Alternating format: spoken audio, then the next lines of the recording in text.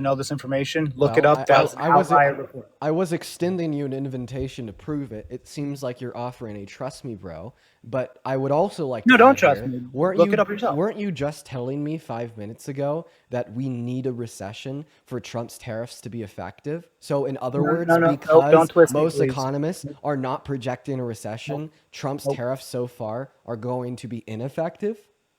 Okay, so if you look back, go in ChatGPT or Google or whatever, and look at news articles from 2021, 2022, 2023. Every year, economists were calling for a recession to come, whether it was going to be a hard landing, a soft landing. There was supposed to be some sort of recession because when you invert the yield curve like they did and you print this much money, eventually you have to pay the piper. It's a fact of life. Wait, Doesn't I have matter a about question. Trump or Biden. If Who Biden was printed? in office right now or Kamala, there would still be a recession looming regardless. Wait, I have a question. Who printed more money, Biden and Harris or Donald Trump? If you take away COVID relief, it was very similar. So actually, you're Both wrong. about 4.4 trillion if you take out COVID relief. So according to the CBO, Donald Trump spent $8.6 trillion, and Biden Yeah, and Harris half of spent. that was COVID relief. Well, I would appreciate if you let me get there. And Biden and Harris spent $4.6 trillion. Now, if we account for COVID expenditure, Donald Trump spent $4.8 trillion, and Biden and Harris spent $2.2 trillion. So even when we account for COVID expenditure, Donald Trump spent twice as much as Biden and Harris did. When does that report go through that you just stated? Under their first terms, and it accounts for the debt they signed into law. Because they just in 2024 alone added 1.8 trillion to the debt. So how are you saying that they didn't that in 1 year they did 1.8 trillion, but cumulatively they 1.8 trillion dollars is a lot of money. What bills did they sign into law in 2024 to account for 1.8 trillion spending?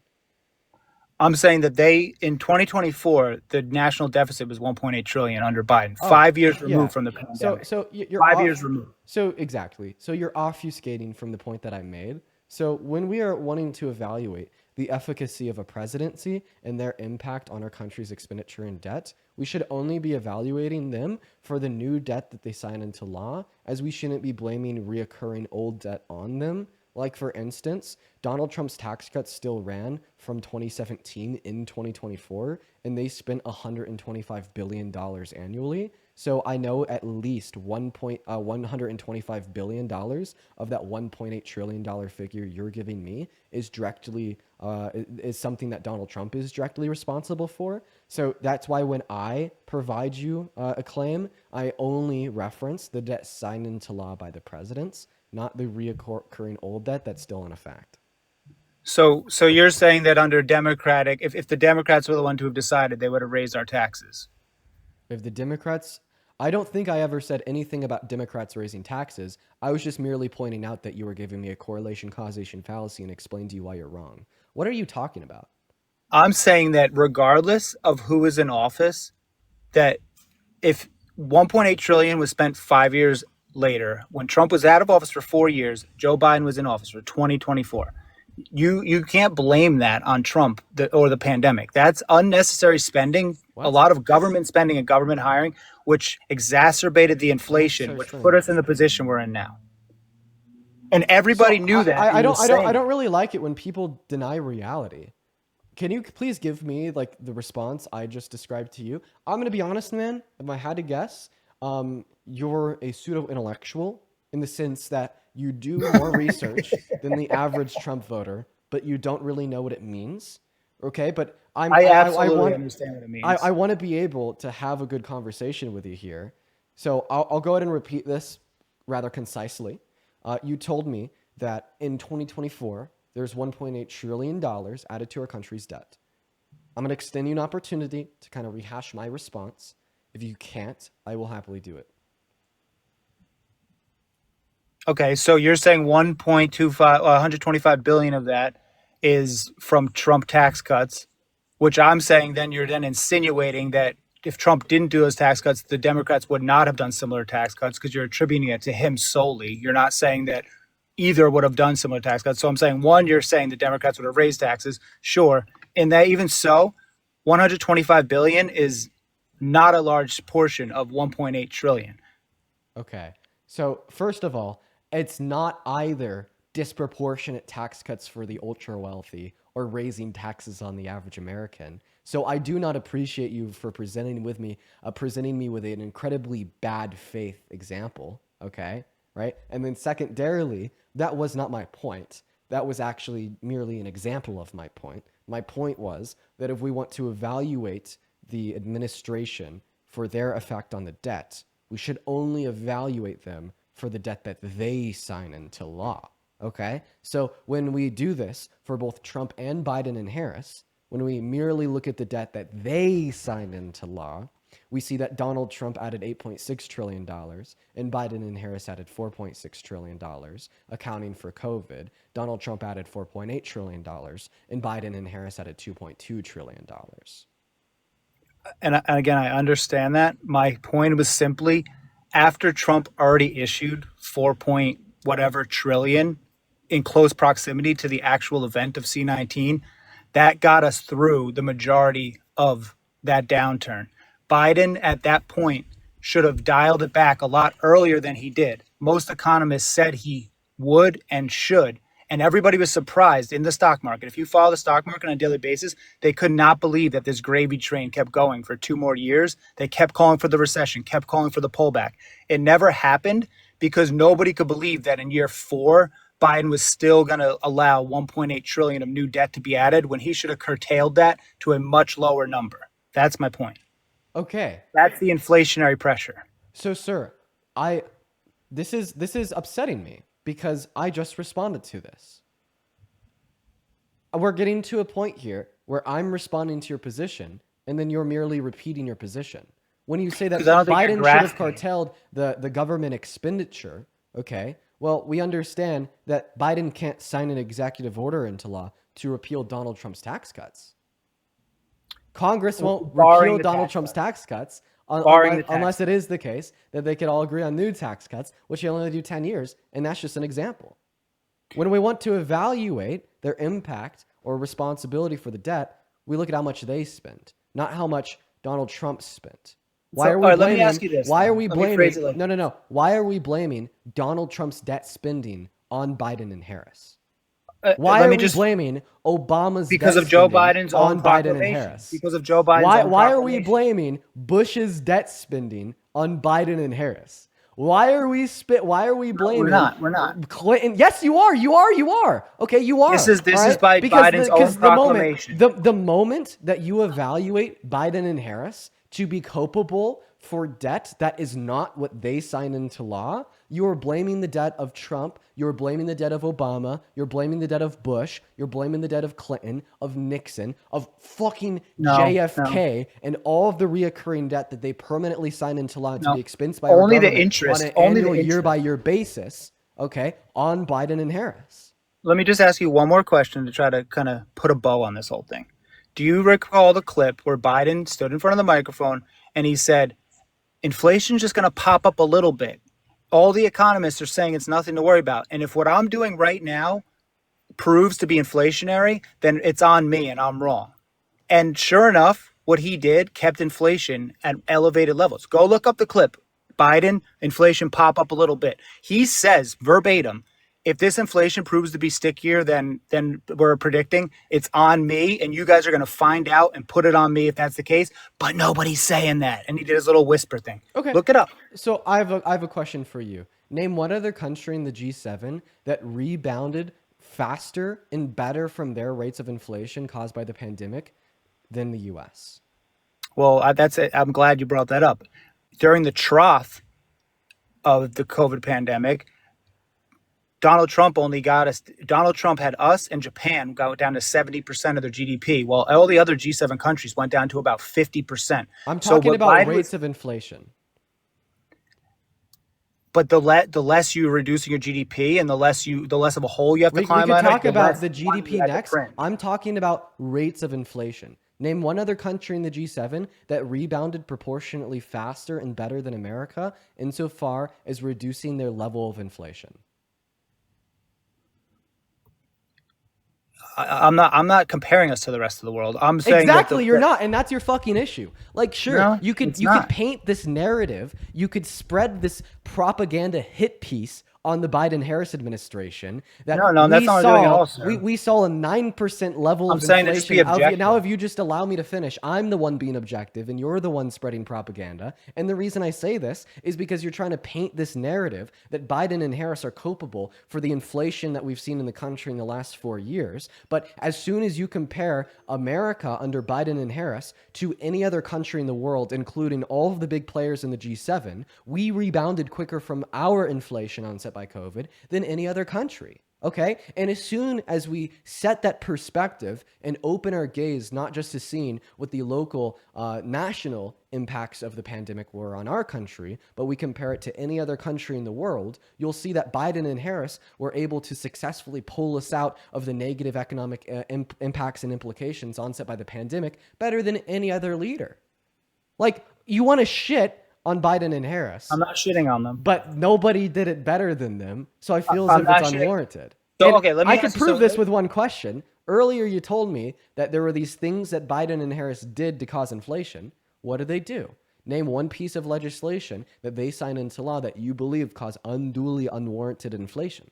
They spent too much government money. They hired too much government workers, and they spent spent too much money on the they spent less than infrastructure and Trump. everything else. The infrastructure bill, Trump wanted to get it passed for 4 years, couldn't do it. They got it passed in 1 month. Not to mention they spent less than after Trump. the pandemic, Biden in and inflationary Harris time, it's not the spent less time to than Trump. introduce all that government money. Biden and Harris spent As less than evident Trump. by the fact of where. So let me just ask you one last No, question. because you just lied. You said that they caused all this inflation by spending. They spent less than Trump. They exacerbated it and they kept it elevated. They didn't cause it. No. They actually ushered in a didn't quicker curtail it in rebound a to the appropriate inflation fashion. onset by the pandemic compared to any other country in the G7. Let me ask you one more question. No, because you're If not you were to responding just to put what it- I'm saying. You're not No, responding I'm to what I'm agreeing saying. with you. You're No, saying they dude, I'm not- exacerbated it and elevated it. No, they were the best compared to any other leadership in the world at reducing it. You're saying they spent so much money, they spent half as much as Trump. Both of your claims are wrong. Let me ask you one more question. Of course, you want to ask me something compared to responding to what I said, because you can't. Go ahead. No, you don't want to hear my response to that. I've already responded to that.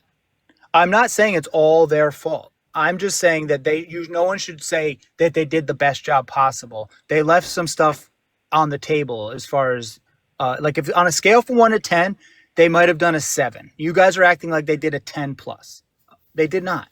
Okay. And Joe Biden, from his own words, said So that. what should they have done that they didn't do? Not introduce so much government spending. Like the infrastructure deal, great. Yes, we needed that, sure.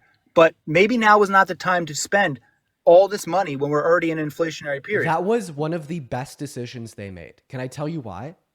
Okay. Sure. What was happening to our GDP in 2022? You were actually starting to talk about it earlier. It was pulling back. It was pulling back in 2022, and we were getting ready for a recession, right? Exactly. That's my whole point. That's literally my point. And how did we go from pulling back, preparing for a recession in 2022 by spending government money to having so much growth in 2023? By keeping quantitative easing more specific than just spending money. You literally just proved my point. Where were they spending the money on? You literally just proved my point for me. No, that's you're my proving whole my point for me. Is we were already going. No, answer my question. Recession. Where were they spending the money on? On things like the infrastructure bill, which served the sole purpose of funding American jobs. Why did the vast majority of Congress in 2022 agree that we had to spend close to $500 billion on new infrastructure? I can promise it wasn't random. Because when we spent that money on infrastructure, that money was going directly into the pockets of American workers. What happens when there's more money in the pockets of American workers? We have consumers that are more confident in spending more. And I have a question. Does anything avoid a recession better than having consumers that are more confident in spending more? Absolutely not. That's my whole point, dude. So you This literally just told recession me was that they looming. possibly couldn't On, have no, spent let that me money respond, please. Let me better. respond. And Let me that's respond. why the Let me Biden-Harris respond. administration did it better than any other leadership in the G7. Please let me respond to that. Of course. My whole point of this was when you come out of something like a pandemic where you have to print all this money and claw the economy out of the recession, depression.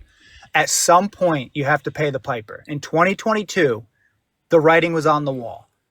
And that is when you, by your own admission, Joe Biden decided, and Congress, all elected officials that don't want a recession to happen on their watch because they won't get elected again, decided, hey, how do we save this from happening? We print and spend government money. At some point, that is going to come back to be inflationary. That is the whole point that I'm making. They traded inflation for a recession. They traded. That's what they decided. They said, we can't have a recession, but a little bit of more inflation isn't going to hurt us too bad. They made a conscious decision, which we are facing that music right now. And you guys want to blame it on Trump somehow. Wait. What you're describing is literally exactly what the government should have done. Like, I just want that to be so fucking incredibly clear. That is exactly what the government should have done. Yes. Okay. If you don't mind sticky inflation. What were the marginal impacts of $500 billion on the macro level of inflation? Like a fraction of a percent, if even that. And of course, a smart Congress, right, and a smart administration is going to trade $1 trillion of debt related spending, right, to avoid a recession. And then once more, I think it's funny that you think the Biden and Harris administration misstepped for $500 billion in spending to avoid a recession. But then you praise the Trump administration for $2 trillion in spending that disproportionately benefited million and billionaires. And that is exactly why I thought Kamala Harris was significantly better for the economy than Donald Trump. And that is exactly why I think many of Trump's supporters do not understand economics in the slightest. Because all of a sudden, Biden is the worst president this country has ever had for spending $500 billion to put money right back into the pocket of the average consumer to avoid a recession, which he did so successfully, which Donald Trump is failing at doing right now, if you're curious, right? But then $1 trillion of debt spending just for people making over $400,000 per year under Trump gives you the best president in modern American history. So let me just ask you. So you just, batted an eye at $500 billion, but you think that it was tariffs, one of the best decisions made by the Biden-Harris administration. Absolutely. Well, what do you think the dollar amount of these tariffs are going to equal? The dollar amount of these tariffs? Yeah. The dollar amount insofar as how much revenue they're going to generate for a company, how much inflation they're going to create on products for the American consumer. There's a lot of different contexts. How much more total? How much more total? And a dollar amount is going to be spent on a year by the American consumer as a result of these tariffs? By the American consumer, I'm unaware. I don't have that fact. You could reverse engineer those numbers, right? Because when you gave the tax, unless you make $350,000, you're going to be more. So you can extrapolate that in reverse. There was a think tank. There was a think tank out of DC that had projected, what was it? $2,500 to $3,000 per household. Yeah, that's on the high end. I mean, let's just call it 2,000 per household, 3,000, whatever you want. How many households are there in America? I'm unaware on the specific statistics. Okay, the point is that number is not going to be in the trillions of dollars. So you said that introducing $500 billion to stimulate the economy is a great idea, but it can't cause inflation. But you think some tariffs that equal up to maybe a few billion is going to cause inflation. It can't be both. So tariffs are designed... Wait. Tariffs are supposed to cause inflation. If tariffs don't cause inflation, then tariffs are not achieving a higher level of productive capacities in America. Answer this. How do tariffs increase domestic production of goods? How are they supposed... how in his thesis that a company, instead of importing something, you produce it here?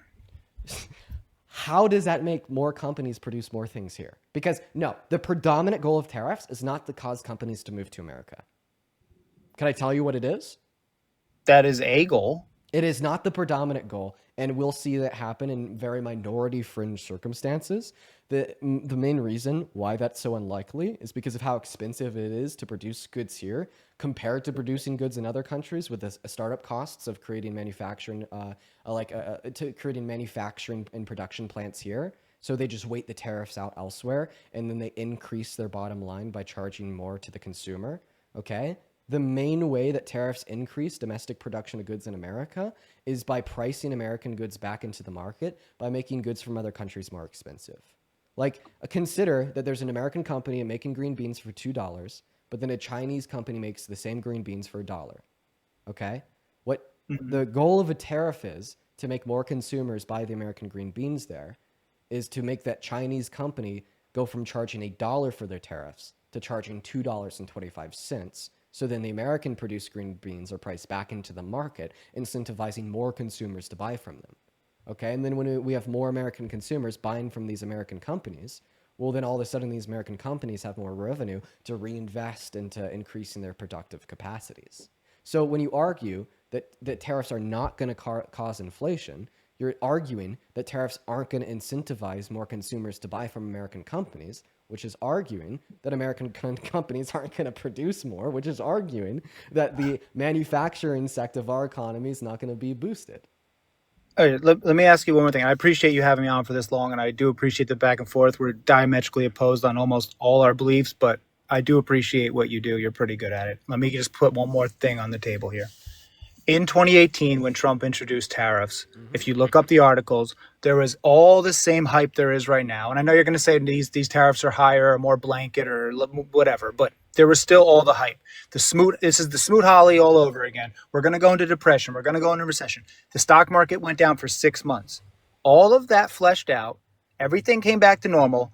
Inflation never went above 2.1%, and the stock market rebounded back to all-time highs, and all was well. So would you at least admit that the uproar right now is a little overblown and out of proportion, and because people hate Trump and people are looking for any excuse to Absolutely blame him not. for everything? Absolutely not. So I'm actually surprised that these isolated tariffs on some goods produced in China even had an impact on macro inflation rates or on the economy as a whole. If you're telling me that it took America 6 months to dig out of economic travesties onset by some isolated products on one country, then you are telling me that blanket No, it was tariffs the on all goods reaction. imported It was the into our reaction. country from the EU and our allies in Canada and Mexico is going to cause a significantly worse impact on the American economy, not to mention that Donald Trump tried to fix his mistake.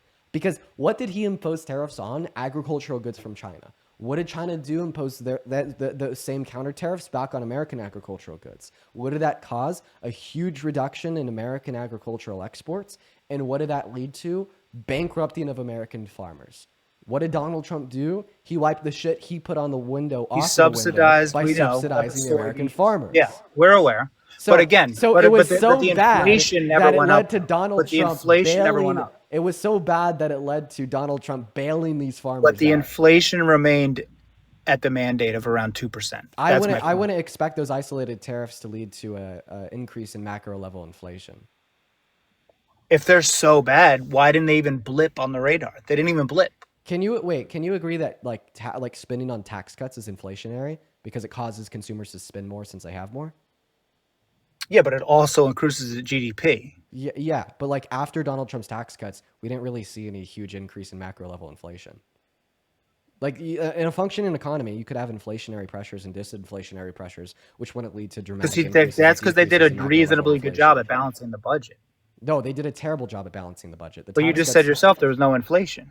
wait, that has nothing to do with how much they're spending in comparison to how much they're taking in. A balanced budget means your assets and your liabilities, how much you're spending and how much you're taking in. Donald Trump's tax cuts cost $1.9 trillion. Meanwhile, it only generated $6 billion in government revenue per year. If you think that's a good investment, you should probably never touch a checkbook in your life.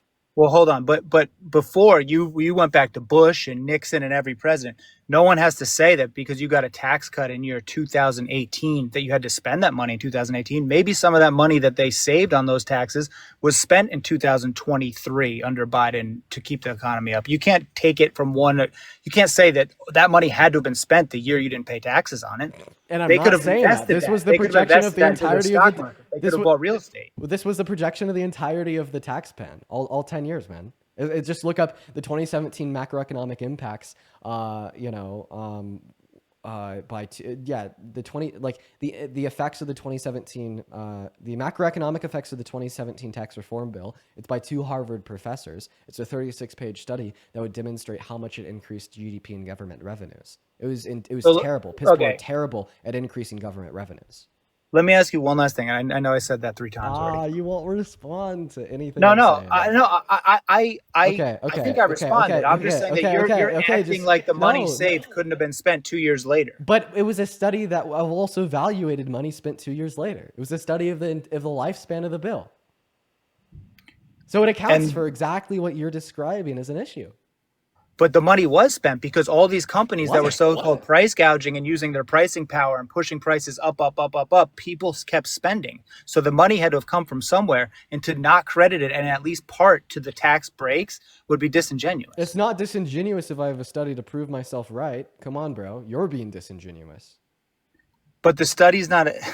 Oh, you don't even know what the study is. Yes, please be a cultist and dispute the study without reading it. Super intelligent. No, I'm saying, what is the study? I'm trying to ask you, like, what is the study? Does it go that in depth? It's a 36-page study by 2 Harvard economic professors, one on the right, one on the left. And when was it written? Evaluates the impacts of the 2017 tax reform act. And when was it written? And the 10-year lifespan of the bill. What's the date on that? I think it's 2021, and it evaluates. But that's what I just said, though, bro. I just said 2023 was my example. So you're citing a study that's 2 years prior to the example I just gave. It included what have already been seen and projections. Projections are projections, bro. You can project whatever you want. Economic estimates are predicated on mathematics and very reliable algorithmic know-how. That's why we were projected to go into recession in 2022. So are you saying because it's possible that it's incorrect, it is therefore incorrect? I have a question. To say does the military one way or the other. Wait, does the military lie sometimes? Does our government lie sometimes? People lie. People are imperfect. Studies are not perfect. So I have a question. Is the government perfect, or does the government sometimes lie? All humans have fallacies, including the government. Does that mean that it's possible that the government lied about 9/11 and it was an inside job? I would not venture into that territory. Well, see, that's the line of reasoning that you're applying to the study I provided to you. I've given you evidence that the 2017 tax reform bill, I've given you evidence, right, that Donald Trump's tax cuts did not lead to an increase in government revenue being that substantial of only $6 billion per year. And then your argument was, well, even though I understand this is an incredibly in-depth study because it's possible that it's wrong, okay, or that it's possible things will change in the future, I can assume that it's wrong. That's like saying because it's possible that the government lied about 9/11, that you could assume the government lied about 9/11. But obviously, a smart person would say in response to that, no, if you think 9/11 was an inside job, you'd have to... Don't straw man me, bro. Don't straw man. Reason to dispute what already exists. So don't straw man. This isn't a straw man. You just don't know how to track an argument. So this where I'm going with this is you'd have to... Okay, I'm going to treat you like a toddler. No, we've had an adult discussion so far. Don't start acting like a toddler now, bro. Seriously, if you start acting like a toddler now, I'm gonna kick you. You're crashing. Stop crashing. Get a hold of yourself. Thank you so much. Anyways, so all that I'd ask for you is to demonstrate to me a study in which would say that the TCJA led to greater increases in government revenue. Because right now, all that you have is an unsubstantiated, weak hypothesis where all current evidence would indicate otherwise. Okay. I'm not taking it to that extreme. Okay. Well, then you don't have a claim. Then you don't have a justified claim. I'm just saying a study done in 2021 is not exactly the best representation of what's happening now in 2025. So give me a better representation by indicating to me updated information in which would suggest the contrary. the information is just look at the economy. We've sustained a strong economy well past everyone predicting that it was going to come down in 2021, 2022. You seem like a It smart guy. exceeded expectations. You seem like a smart guy. Do I need to explain to you what a correlation causation fallacy is? I've been explained many times. Okay, well then you know that your argument's bullshit. You can't just assume that something happens in the economy is to blame on Trump's policy. And if you want to push that that's acceptable, well, all of a sudden I'm going to blame the economic impacts of COVID on Trump's policy just to be an asshole. Yeah. Let's look at the economy in April of 2020 when we had a 14.8% level of unemployment. I guess the Tax Cuts and Jobs Act caused that, right? Now you're going to want to start to isolate for external variables. I never took it in that direction. And ask me for a study.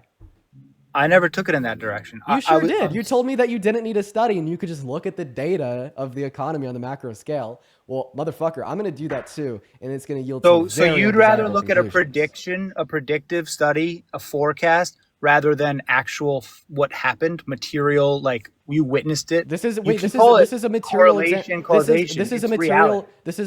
examination of what happened during the first 3 years of the tax cuts being implemented with a projection of the last 4, and that is the most reliable basis that we would have to make a claim on the subject. Once again, I'm providing you with a public, open, and free mic to present me with updated information which would suggest otherwise, and that is the only way that you could counter my evidence. You cannot rhetoric your way into concluding that Dean is wrong, even though Dean is the only person with a goddamn study.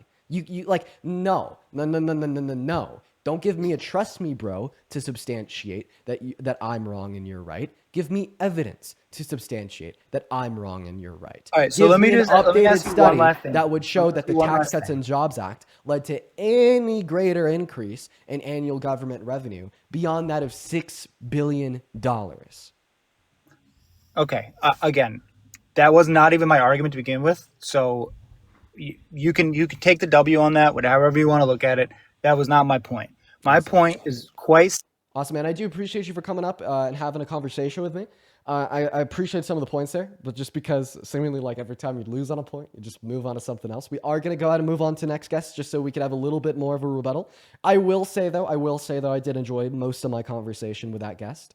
So everybody just give us one moment to get our next guest up in here. Go ahead and drop a Maga down below in that live chat if you do want to come up and debate. No super hard feelings to that last guest. I did enjoy most of my conversation with him. And thank you so much for the motorcycle. I do really appreciate you so much for the love. But let's go to get that next guest up here literally right now. Rachel, thank you for the $10 over on PayPal. I want to see at least 100 W's for Rachel. Then Lina, thank you so much for the $10 as well. That is LINNEA, 100 W's to Lina. Then Trevor with the $10 on PayPal from 40 minutes ago. I'd also like to really thank here. One moment. Give me 1 minute, Aiden, if you just allow me to thank really super duper quickly. Steven with the $20 donation on Venmo, saying this guy's kind of fun. Keep him up. Yeah, I enjoyed that conversation. I want to see at least 200 W's for Steven in the live chat. Then Amanda with a $15 once again from a while back. Anyways, Aiden, what is going on? Did you vote for Trump? Yes, I did. Patricia, thank you so much for the motorcycle. I appreciate you for the love. All right, man. Why did you vote for the worst president of your life, Mr. Donald J. Trump? Because I think for key foreign policy, I think it could be better. Okay, man. You got a lot going on right now. There's a lot of doors shutting and closing. You said that he's better for foreign policy. Sorry? You said that he's better for foreign policy? Yeah. Okay. So ethnic cleansing of the Gaza Strip with U.S. occupation ownership and forceful removals. A good thing now? I'm not saying I'm morally supportive, but I think from a pure strategic point, for example, India, I think you are aware of the island chain, right? I'm not talking about India or the island chain or whatever. No, I understand. I'm not pro. Wait. So did you just say that ethnic cleansing is strategic? No, I'm saying the Israel and the Middle East as an ally is strategic. I'm so sorry. That wasn't English. Oh, so maybe I'm not understanding you. No, can you repeat? Oh, okay. I think I might support Palestine, and I think we should drift away from Israel. But I think purely strategic wise, Israel would be a better ally than Palestine. Okay, first of all, not ethnically cleansing a country doesn't make them an ally.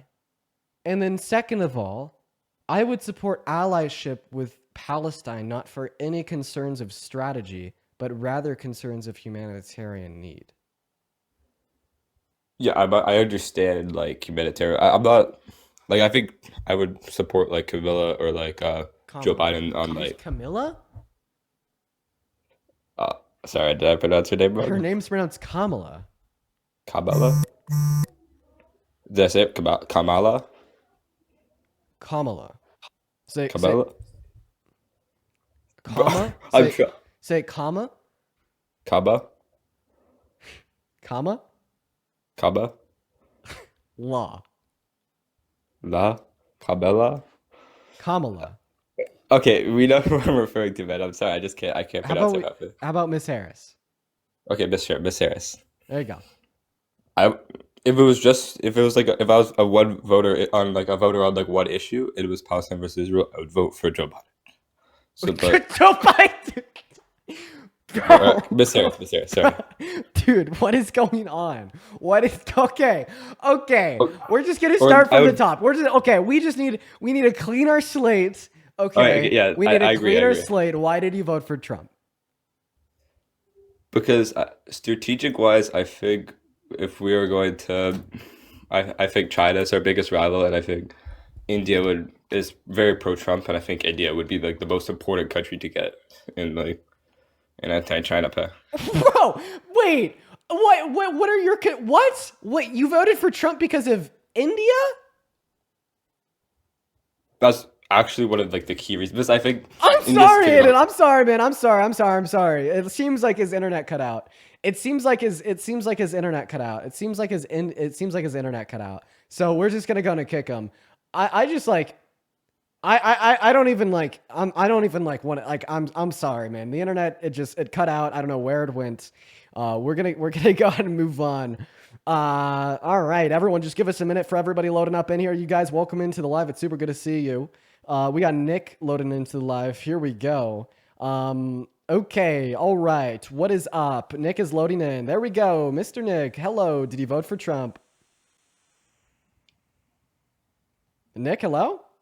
All right, doesn't seem like Nick's here, so we're going to go to move on. If you're watching on TikTok and you want to come up and debate, go ahead and drop a MAGA down below in that live chat. We'll get you up here for a conversation. Also, guys, we're really close to 2 million followers, so that's pretty. It's 2 million followers, geez. 2 million likes, so make sure that we're double tapping. And then once again, if you want to support the stream, you know how. My Venmo, the PayPal, all publicly available in the link tree in the bio. And you know what? We're going to go ahead and do this too.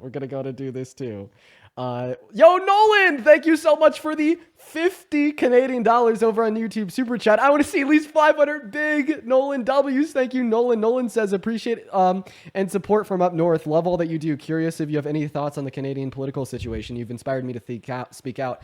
Before I have thoughts on the Canadian political situation, I got to learn about the new leader. But as soon as I do that, I'll give you my thoughts. But thank you for the love, Nolan. 500 Nolan W's. Brady, what's up? Did you vote for Trump? Brady, you just muted your mic, man. Seemingly you did. There you go. Oh, you unmuted it. Okay, speak with words. Okay, I think Brady's having. What is the good gang? What? Hi, Brady. How old are you? What? Hola? How old are you? Huh? Okay. Bye, Brady. Tommy, what's up? Did you vote for Trump? Hey, what's up? No, I'm from Europe, so greetings from Europe. Can you hear me? Sure can, Tommy. Unfortunately, we are just looking to talk to people that did vote for Trump, but thank you so much for popping up. We're going to go and get that next guest up in here. Thomas, thank you so much for the $20 donation over on Venmo. Everybody, please show some love to Thomas down below in that comment section. Thank you, Thomas. Dude, 200 W's for Thomas. Then Kathy with a $15, 100 W's for Kathy. Thank you. Kathy says, I just love listening to you. Thank you for getting me through my workday. Oh, Kathy, I love you, and I appreciate you for your support. Huge W's for Kathy. What's going on, Joe Still? Did you vote for Trump? Yes, I actually did. All right. Why did you vote for the Don? Okay. So, Dean, I watch a lot of your content. All right. So, to make a good note here, I didn't vote for Donald Trump because I like the man 100%. I voted for him because it's the leader that takes this country to new levels. And I guess, what is your opinion about Donald Trump that makes him so bad in your eyes? I know you have a lot of opinions about him, but like, what is it? Well, you said that you are a frequent consumer of my content. I feel like you should know those opinions. I definitely do, but that's why I asked you, right here and now. Like, what is the 1 to 2, maybe even 3 things? Actually, no, screw the thing. What is the number one reason why you hate Donald Trump so much? The number one reason why I hate Donald Trump so much is he's a horrible, narcissistic, self-centered, unrelentingly good at not giving a fuck about anybody outside of himself guy. That may be true. I feel like that is the reason why Donald Trump graved Eugene Carroll. That is the reason why Donald Trump's economic policy only serves to people like him, super rich people. That is the reason why Donald Trump was willing to dehumanize and use migrants as this collective cause to scare prejudiced white people into voting for him, causing harm to the migrants. That is the reason why he. So, told do over you not 30,000 believe lies in during his first immigration presidency. policies Not per in se? the slightest. Okay, so you don't agree that the influx of immigrants coming to this country was not necessarily a bad thing, or are you saying more of Donald Trump's way of attacking that was bad? Well, I actually agree with the two things you just said. No, I don't think the influx of migration into America was a bad thing, and I don't think that Donald Trump's way of attacking it was good. Both. Okay, that's fair. That's fair to say. I take the opposite stance on that and say, I mean, I live in Massachusetts, so we are a very blue state. I'm also a Democrat, by Did the you way. know that I voted for Trump. Did you know that a man just killed his fiance because his fiance was an undocumented migrant, and before he murdered her, he looked up, is it legal? Is it okay to kill an illegal human on Google?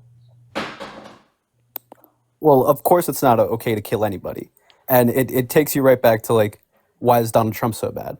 Well, Why the why reason is it why I okay brought for that him to up do was all to this? Why is it demonstrate why okay his for rhetoric Elon is Musk harmful. to say that again? The reason why I brought that up is to demonstrate that his rhetoric is harmful. I mean, seemingly this Google search before this murderer murdered demonstrates that because Donald Trump has perpetuated the dehumanization of undocumented migrants, calling them illegal aliens, that this is literally leading to the murder of undocumented migrants due to dehumanization of them.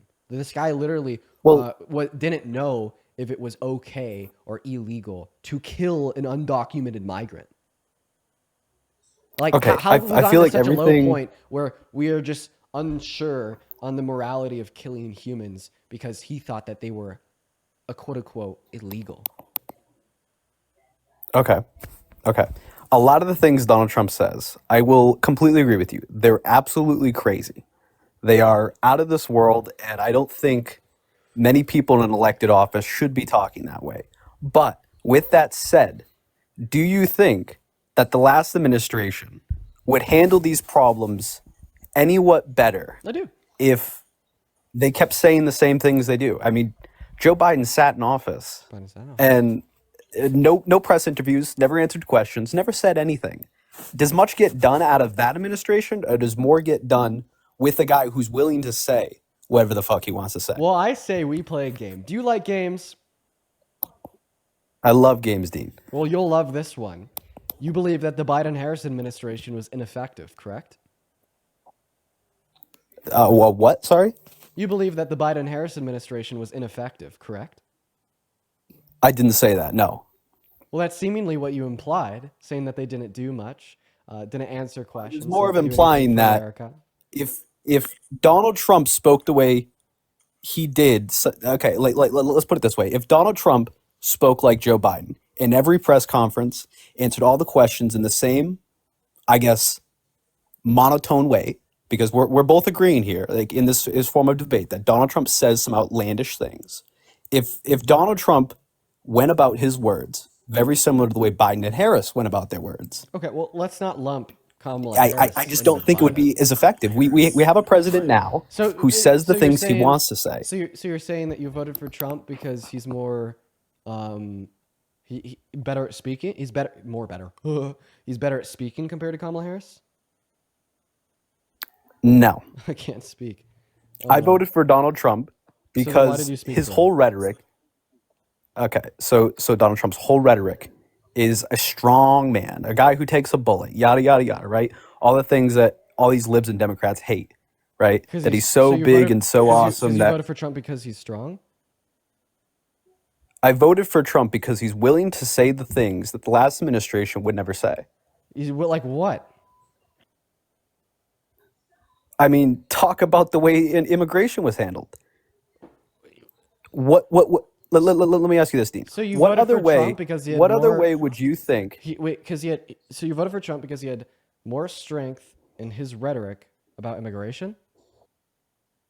No. What I'm saying is Donald Trump Dude, has more ability. Am I just unable to understand a single word coming out of your mouth? I think you are, because what I'm saying is Donald Trump says the words on the news. He says all these immigrants are horrible for this country, but we can both. I guess we both can't agree, because you don't think immigration was a big problem in this country in the last administration. So I'm why curious did to you what vote you think for about Trump? that. I already told you why I voted for Trump. He's willing to speak the words that no other person was willing to speak. Was Hitler also And- willing to do that? I mean, one could argue the way Hitler spoke, although awful acts he committed, the way Hitler spoke got stuff done in his country. So would you have voted for Hitler?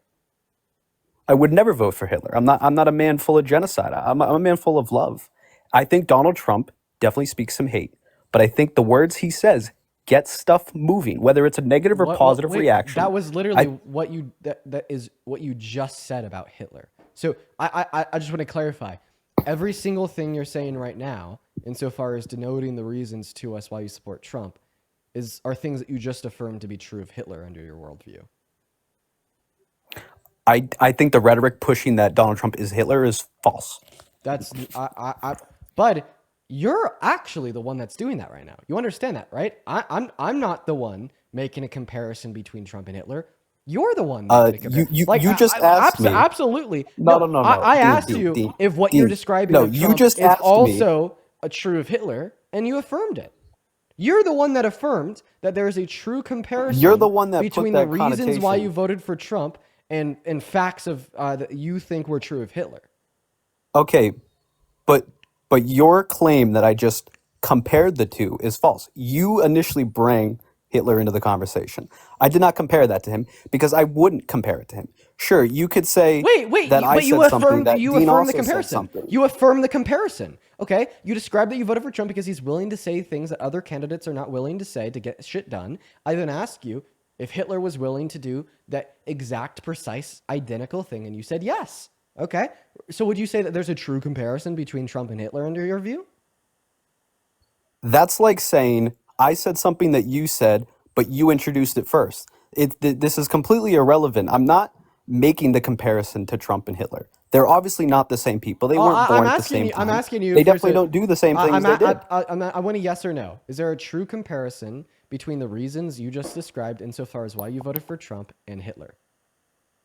If you're referring to the way Hitler spoke and Donald Trump spoke, there are certain little bits of language that I would not compare.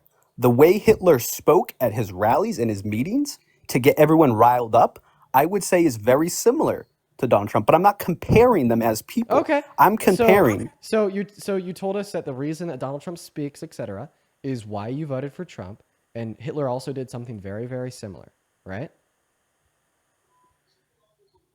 I guess the way you're saying that is going to contradict myself, but that's not what I'm saying. Okay, Joe, if you don't give me an argument in the next 30 seconds why Donald Trump is a better presidential candidate than Kamala Harris, that's logically consistent, and you can't contradict yourself in like the 30 seconds following, I'm going to remove you from the live. Is that what you do in these? I'm just curious. I will actually give you my thing, but no, precisely that's what I Okay. do. If I Because can't have if I can't have an argument that I could fully understand to approach with a response, because it either makes no sense or you're contradicting yourself at every opportunity. is that a you debate, get. Dean? Is that a debate, Those or are- are you those are the- self-proclaiming yourself as Hitler? So those are the Because what? that's what Hitler would do. Because that's what he would do. He would silence anyone that couldn't make a solid argument against him, and if he didn't like it, he'd remove them. Is that essentially what you're saying? So you're saying if I can't give you an argument, wait, I just want to understand. So you think that because I think you're a dumbass, that makes me Hitler? Yeah, get the fuck off the live. Moving on to the next guest. Guys, I just said that word, so it's likely that I'm going to get this live taken down. If you're one of the 10.7 thousand people watching and you want to continue to watch when this live gets taken down, because I just bullied him. Link in bio, link tree in bio when this live gets taken down. Link tree in bio, go to the YouTube. I'm live on YouTube, that's right. What is going on, Baseman? Did you vote for Trump? Yeah, I did. Okay, awesome. Real quick before we hop into our debate, I got a handful of people to thank here, so everybody just sit back. You're all good. Noel, thank you so much for the $10 over on YouTube Super Chat saying, love you, Dean. Caller, congrats, your vote in MMA meant nothing. Mass has the ice IQ point average in US, and we said hell nah. Yeah, L Trump. Thank you for the $10, Noel. Mike with a $5. Thank you for the love. Rias with a $5. Thank you so much. Jade with a $5. I appreciate that. And then Morgan Elise with a $2. Gradient with a 5. Right Plight with a 5. Nathan with a 2. I do really appreciate you, everyone, so much. Anything else? Let's see here. Give me one moment, man. Give me one moment. Joe, thank you for the $2 on Venmo. Caitlin with a 10. Lucas with a 10. Thank you, Caitlin and Lucas. As well as Alicia with a 5. Guys, thank you so much. Everyone, please show some love to our donors.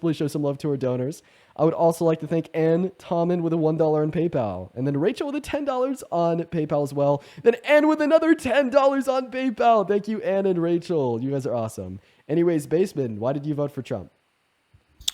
I guess it just basically, I feel like he'll make my day-to-day life much better than Kamala Harris would have. Okay.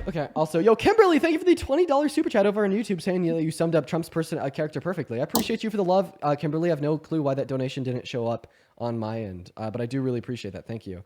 All right, so yeah, what's your favorite Donald Trump economic policy or your least favorite Kamala Harris economic policy? I mean, there's like a easy place to start, right? I guess so.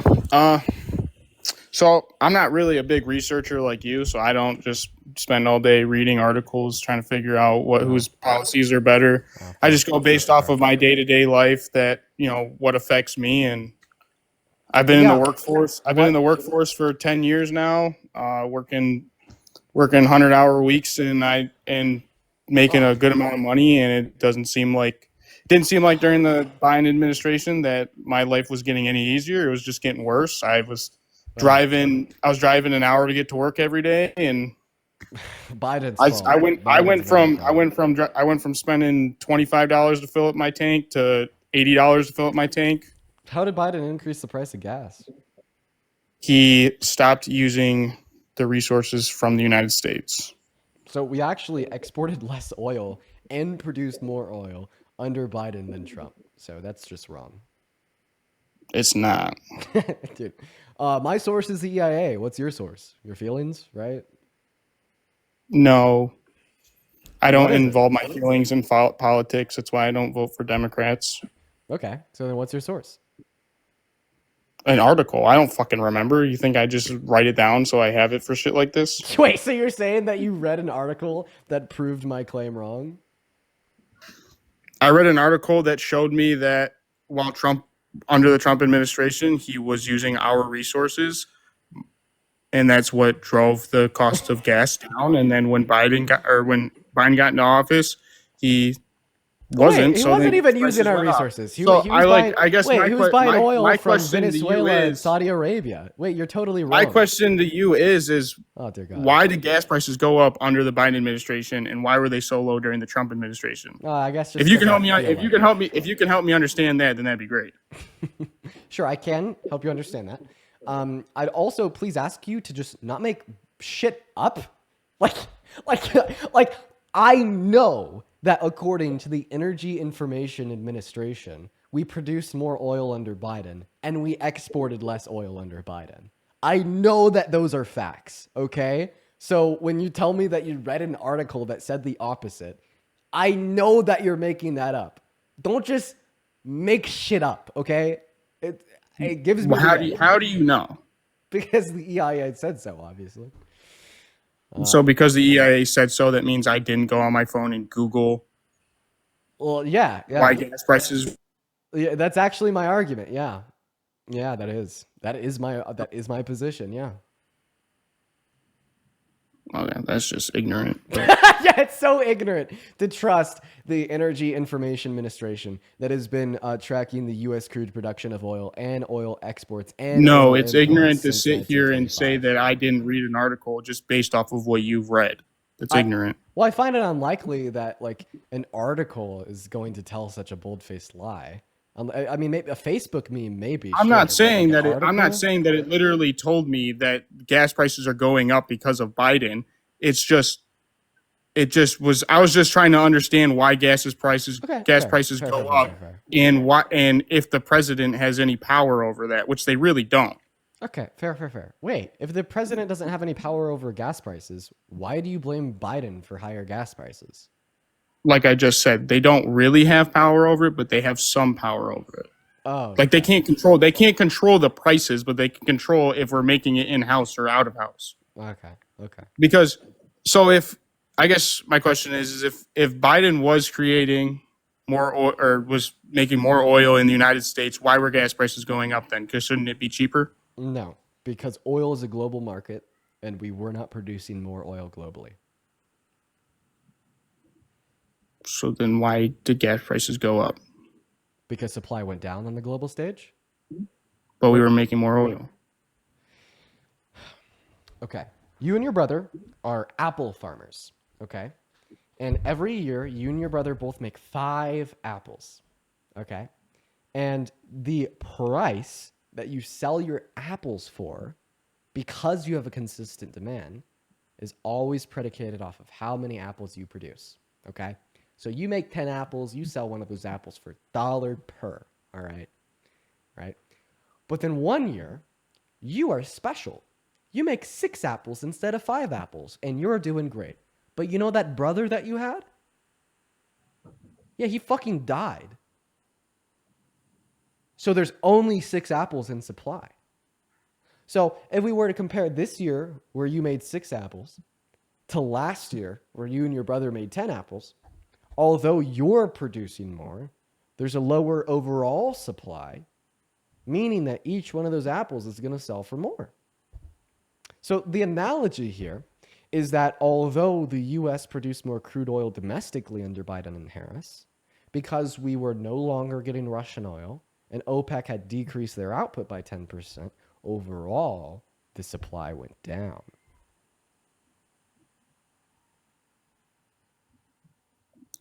And Russia wasn't giving us oil because why? Because we didn't want it. We sanctioned it because they were ethnically cleansing Ukraine.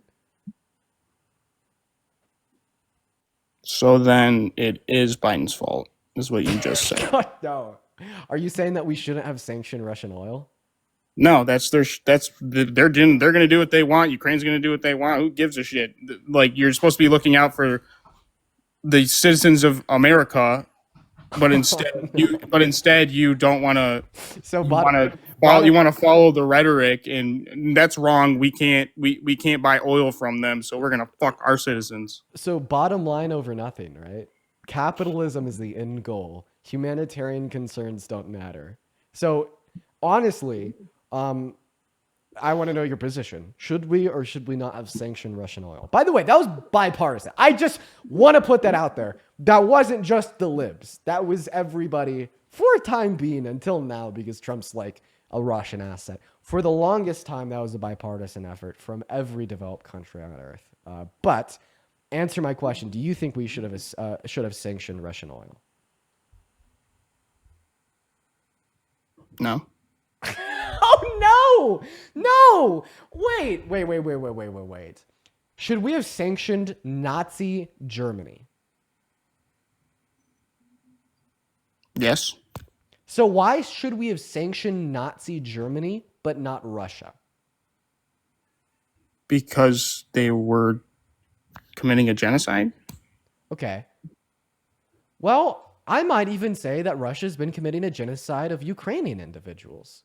Now, of course, that's not to compare travesties, as I don't think travesties should be compared, because ultimately you'll just be serving one travesty to be relatively not as bad, which I don't think is correct messaging. But what I am saying is that Russia has been systemically killing Ukrainians to steal their land. Okay, what about it? The point you're making is that if you would be okay with sanctioning Nazi Germany because they were systemically killing humans, why aren't you okay with sanctioning Russia because they're systemically killing humans? So I guess the point you're trying to make it just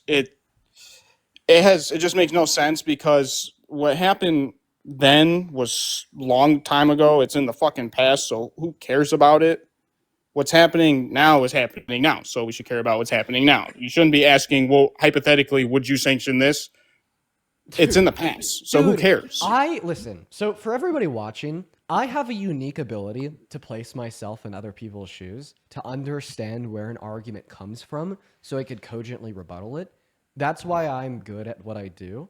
But every so often, there will be a guest that says the most outlandish, crazy shit known to mankind, where I literally could not connect the dots in any possible version of reality. And this is one of those times. Like, I literally don't know what you just said. I don't know how to conceive of what you just said, and I don't know how to respond to what you just said because of how fucking nonsensical it was to me. You said something like... To me, it's just. I say that I voted for Trump because I thought he was going to better my life. I just want to clarify. All you do is spew facts because you think that trumps what's happened to me in my life. You think spew facts. All you do is spew facts. That's all you do. I like you a little bit more now. Yeah, facts, like statistics, shit you've read in an article, but you have no idea. You have no idea how the actual effect it has on the American people. Is he meaning to sit say in this? office all day trying to debate people? Is he meaning to say this? Bud, I am meaning to say this. All you do all day is read articles and get statistics, so you can debate people and smile while you debate it because you think you're better, which you're not. I don't think I'm better than you. I just think I'm smarter than you. You're not. Just because you read statistics all day doesn't mean you're smarter. Just because you read statistics all day doesn't mean you're smarter. Okay. And that's a fucking liberal thing to say. Okay. All right. Just because you read statistics doesn't mean you're smarter. Education does not make you more intelligent. I couldn't disagree more. Yeah, education doesn't make you intelligent. You learn things so you have more knowledge. That's it. But that doesn't make you smarter. Are you sure that you want to defend that premise, that education doesn't make you more intelligent? It doesn't, because I know a lot of people that went to college that I know more than them. Just because you went to college for 4 years and studied how to teach kids doesn't mean you know more than me. Well, I never specified traditional or institutional education. You're talking to a college dropout. Okay, I couldn't agree more that for some people, the way in which institutions of education would present information is not conducive towards, like the highest level of intelligence or retaining of information. Okay, but I'm merely arguing education of any form can make one more intelligent. I guess it's partially true. Right. It is partially true that education can make one more intelligent. So when you try to critique me by saying that I educate myself all day, then I come on live to spew facts, I look at you and I think to myself, what the hell is this guy saying? Okay. I'll try to make this very clear because maybe I'm not doing a good job at it. I don't know. I came on here to tell you that I voted for Trump because I think he will give me a better day-to-day life. Okay. Because when he was the president, I had a better day-to-day life. When he was president the first time, I lived with my mom. I was in high school, like junior year, whatever. So I saw that my mom was having it easy. Okay? Gas prices were down, interest rates were low. She was able to buy things that she could buy us. Then, when Biden got into office, all I saw her do was struggle. And my mom makes good money. So it was surprising to me because I voted for Biden the first time. and all I saw was my mom struggling, and I saw people that I worked with struggling, and I saw myself struggling. I saw everybody struggling. I didn't see anybody thrive. So I watched debates, I watched interviews and stuff, and I just kind of paid more attention. And really, to me, I felt like Donald Trump was going to benefit my life more than Kamala Harris, and that's why I voted for him. Okay. I didn't come on here to have you give me a bunch of statistics to try and prove that what Biden did under his administration was topped Trump during his administration. I just came on here to tell you that I thought he was going to benefit my life, and the first thing you did was ask about economic policies, and that's what I'm trying to say is that's what you do. Right. Is somebody's trying to sit here? Somebody's trying to sit here and tell you that they think one's going to benefit their life more than the other. You're right. And then the only thing you have back to do, because it's all you have, is your statistics. Basement, and like a sense, like I know this is going to sound silly to a lot of my supporters, but I actually agree with you. And here's what I agree with you on. Get out of there. Sorry, it's my dog. I missed a couple steps in responding to what you're sharing with us. So here's what I missed. I missed this explanation. Okay, we cannot say that the economic conditions in the country are all to blame on the president. Okay, we can't say that for Biden, and we can't say that for Trump, nor can we say that for any president that's ever existed. Now, the reason you have this thought process is because that is what the RNC has told you to get you to vote for them, okay? Donald Trump has told you that Biden and Harris caused inflation that happened in the last 4 years. But the truth is that inflation was onset by the pandemic, right?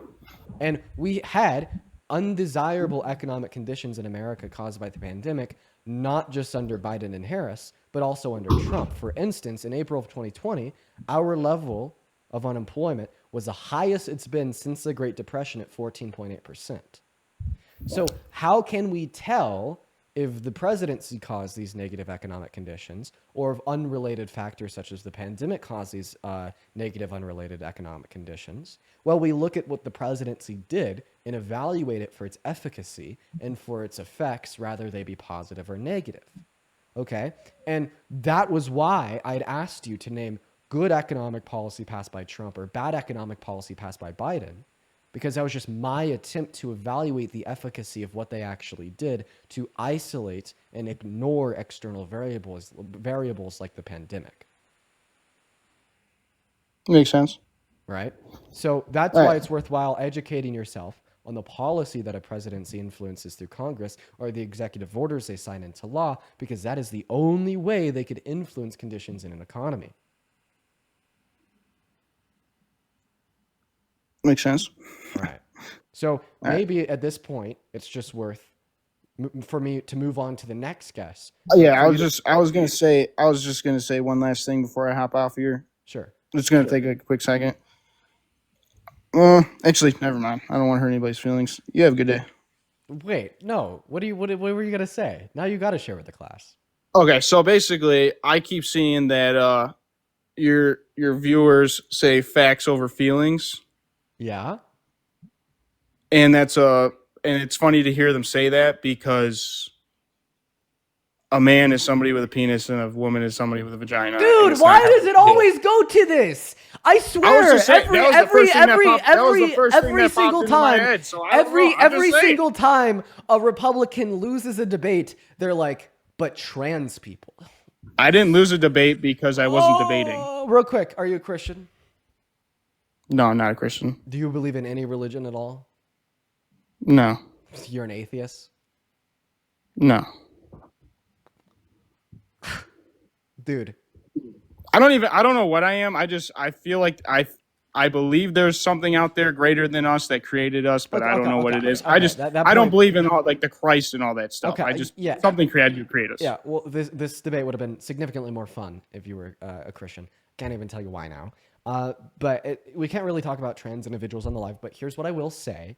Okay, when a trans woman is saying they're a woman, they're not saying that they're a female with a vagina, okay? They're relating gender identity to something other than sex. So if you want to critique, right, the view that a T woman is a woman, don't just try to project your definition of the word onto them and assume them to be delusional by assuming that they define that term the same way you do, but rather That's what they do. But rather critique the internal consistency of That's viewing what they gender do. identity as a social construct compared It's not to a social the notion of construct. one's sex. Well, not a social but construct. that is what a T woman or a T man would argue. Okay. And that's what you and a lot of other that's what a you and a normal lot person would argue. That's what People are you delusional just and listen. messed up in the head. Listen. You are not a woman. You are not a girl. Oh my God, Jesus Christ! You're gonna get the your live ban. sex- I'm being serious. I'm being so fucking serious. Stop talking about it in the sense of being like hateful and bigoted. That's what gets the live ban. I'm just trying to relay a point to you, so hopefully you could better understand how this conversation should follow. I don't even want to risk the live getting taken out. I'm going to kick him now, but I am going to finish that point. The only thing I wanted to say on that point, okay, is that you're superimposing your definition of the terms on to a worldview in which is inclusive of trans individuals and expecting that is sufficient and proving one to be delusional. No, you have to be able to point out, right, the logical inconsistencies or philosophical problems relating to defining gender identity as a social construct compared to a denotation of sex, and that is where you fail, okay? Also, what's up, Jacob? Did you vote for Trump? Jacob, you're muted, man. All right, while we get our next guest up in here, I do have a couple people to thank. Tato Man, thank you for the... Hold up, I'm here. Did you vote for Sorry, Trump? I couldn't figure it out. Did you vote Yes, for sir, Trump? I did. Awesome. Just real quick before we hop into debates, I got to thank Janet for the $50 YouTube super chat. Thank you so much for the love, Janet. At least 500 W's for Janet in the live chats. Janet says that's called research. Come prepared. Dude, these people never come prepared, Janet. Janet, it is good to see you again. Diva Janet is in the chat. We all love you. W's for Janet. W's for Janet. Then Tato Man and Jade with the $5 over on YouTube super chat. Then Bob with the $20 super chat. Thank you, Bob. Bob says these streams are like a car crash in progress, horrifying to witness how some people think, but hard to look away. I think that's a really good way to explain it. W Bob. Then also Aaron, thank you for the $5 on Venmo for spitting facts. Donald with the $10 on Venmo, calling that last guess an ignorant POS. Facts. Malcolm with the $10 on Venmo saying, keep it going, man. I'll never stop. Madison, Katie, thank you both for the $5. And Amy with a $50 donation on Venmo. 500 W Amy's in the chat. Thank you, Amy. That's insane. Holy shit. Thank you so much. Amy says, thank you for keeping or trying to keep everyone well educated. I look forward to my political science class with Dean every day. You know what we do here, baby. I love this shit so much, and I'm so happy that I'm able to come on here. Love you, Amy. Huge shout out to Amy. And then Joe with the $2, then Caitlin with the $5. Guys, thank you so much. Anyways, Jacob, we're off to you. Tell us why you voted for Trump. Okay, so first off, I want to say that I live in El Paso, Texas. It's a border city. And I primarily voted for Trump because I did not agree with Biden's immigration policies. Really? Name one Biden immigration policy. The impact of Title 42.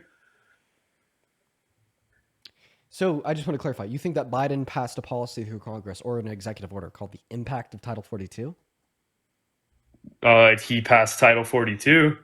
No, actually, Title 42 was signed into law under Trump's presidency, and Trump says he wants to try to bring it back. Are you saying that Title 42 is bad? Because, I mean, I might agree. So can you explain to me, like, why you think Title 42, like, is good? Well, no, I just said that I'm sympathetic to the view that I may not agree with Title 42. What? 1 second. What was Title 42? Let's start there. What was Title 42?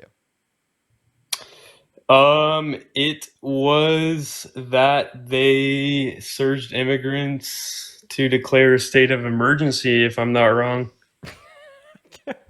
Dude. All right. Well, I appreciate you for being man. here. I appreciate you for being here. I appreciate you for being here. Can I just say one more thing? Can I tell you what Title 42 is first? Yeah. No, go ahead, because I mean, I'm not super.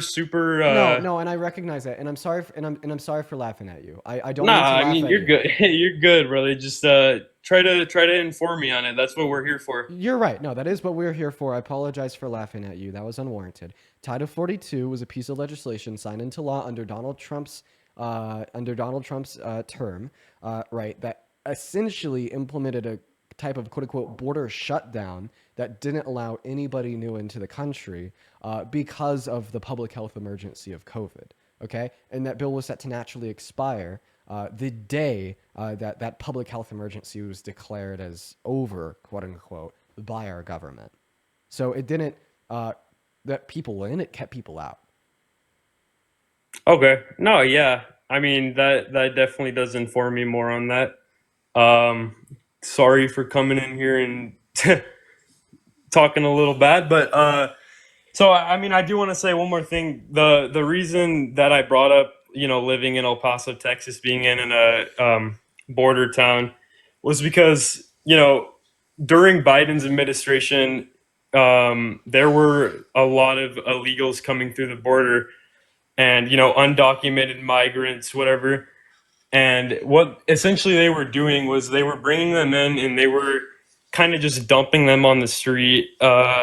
Whenever you would go towards the downtown area, it would just be, migrants all over the place, kind of just flooded. You couldn't even really drive through downtown because there were just, so many migrants there. And, I saw a lot of that, and I saw a lot of, while Biden was in administration, there was just a lot of illegals in general coming through the border, Yeah. and they kind of just weren't really doing anything about it. Just leaving them here, like get your papers right, and then kind of just dumping them on the streets. Okay. And I Can I did see a respond? lot of that, but I would like yeah. Sorry, one second. Another thing I would like to say.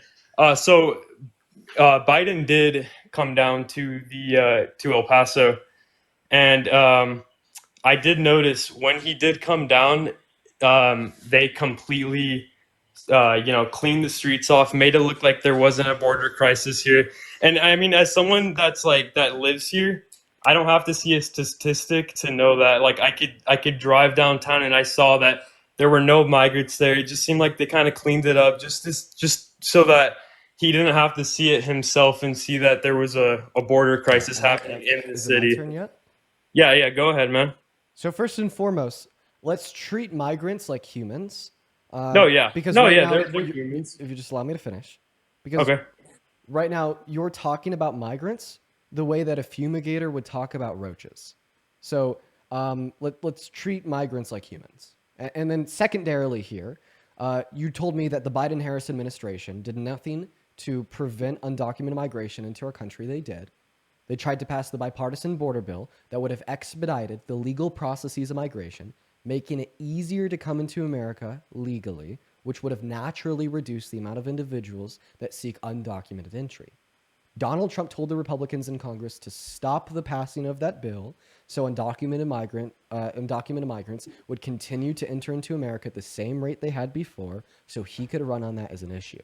So that's Donald Trump's fault. That's Donald Trump's blame.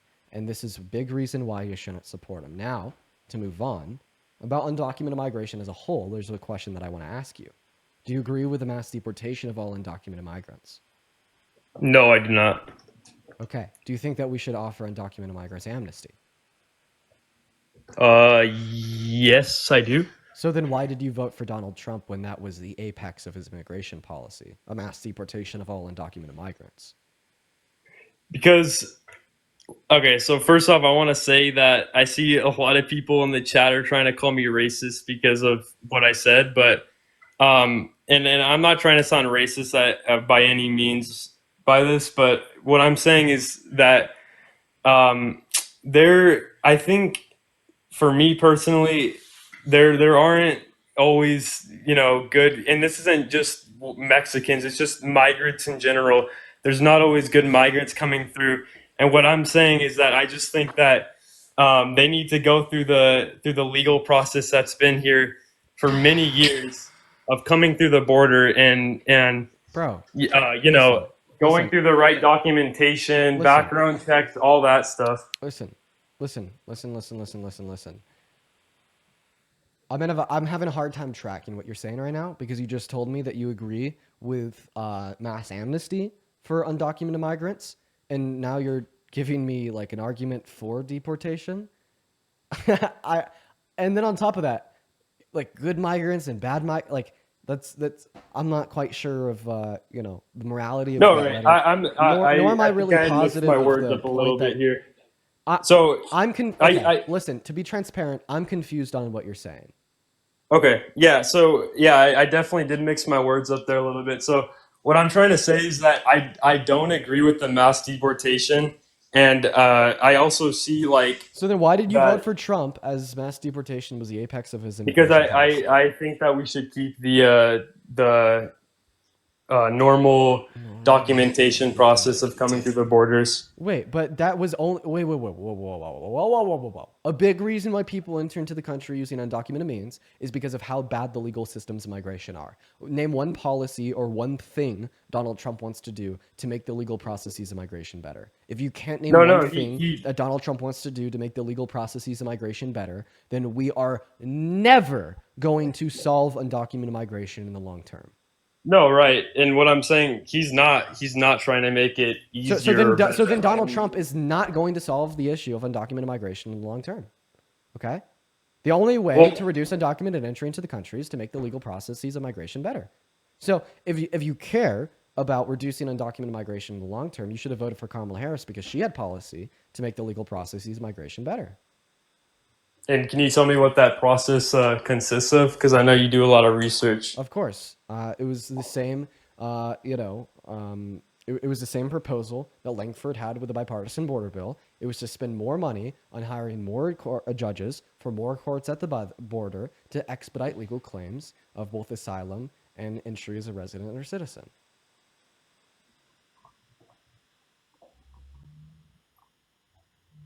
Okay. Well, I mean, yeah, I mean, I understand that he was trying to make the process simpler and easier, but I mean, for you, do you think that that same process is as effective and as secure as the long process of going through all this documentation, how it's been for the past many years? Sorry, you guys. I didn't really understand what that guest was saying for most of our conversation, but because like the last sentence that came out of his mouth just didn't like make any sense, I did just go ahead and kick him. I rarely do that, or at least I try to rarely do that. But like there's some circumstances where I'll just literally kick guests for productivity.